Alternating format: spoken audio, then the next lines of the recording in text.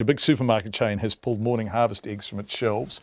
They come from a farm implicated in an undercover investigation which showed hens packed into filthy, overcrowded cages and laying eggs on top of rotting corpses. However, Countdown supermarkets will still be picketed tomorrow by animal rights protesters who are demanding all caged eggs be taken off the market. Here's our reporter, Ruth Hill.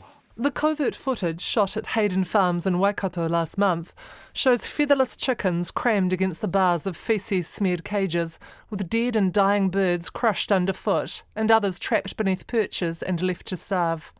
John Darroch from Farm Watch has spent 10 years campaigning to have battery hen cages banned, but says he has never seen hens suffering as much as in these colony cages, which are being phased in as a humane alternative. He says decapitated heads and wings were scattered around the farmyard. Workers are just ripping them out.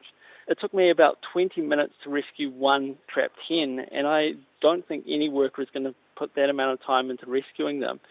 So I think that what goes on inside these farms is barbaric.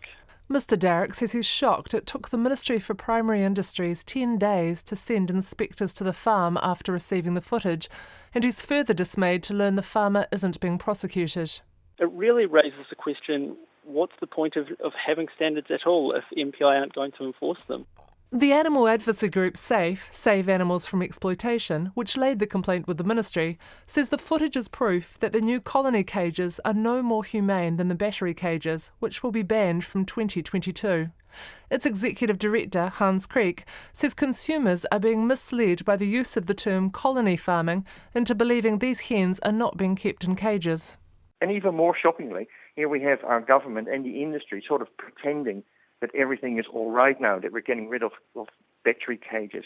But we're not getting rid of battery cages, we're just replacing one battery cage with another, and the animals simply continue to suffer. Countdown says the Farm Watch footage is disturbing and disappointing, and it's taking action.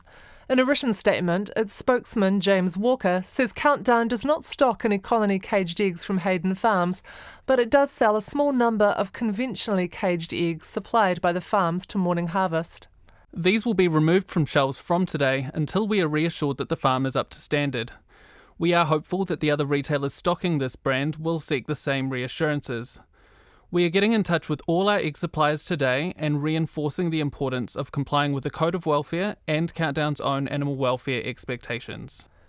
In a written response to questions, the Ministry for Primary Industries says a detailed 2-day investigation of the facility found some breaches of minimum standards, which did not reach the threshold for prosecution but did require corrective action.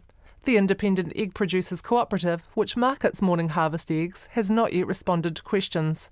However, the head of the Egg Producers Federation, Michael Brooks, says it's an isolated incident and the footage is not representative of the industry as a whole or even of this particular farm, which he has visited twice since the MPI investigation. This was clearly a major lapse in farm management. I am told by the owner that the staff responsible for the overview of that particular shed have gone, and he has replaced them, plus 2 extra staff to ensure there is better overview of the farming operations. Countdown's move to pull Hayden Farms eggs is not good enough for SAFE or Farm Watch, which want the company to follow the lead of its Australian parent company and stop selling all caged eggs by 2018.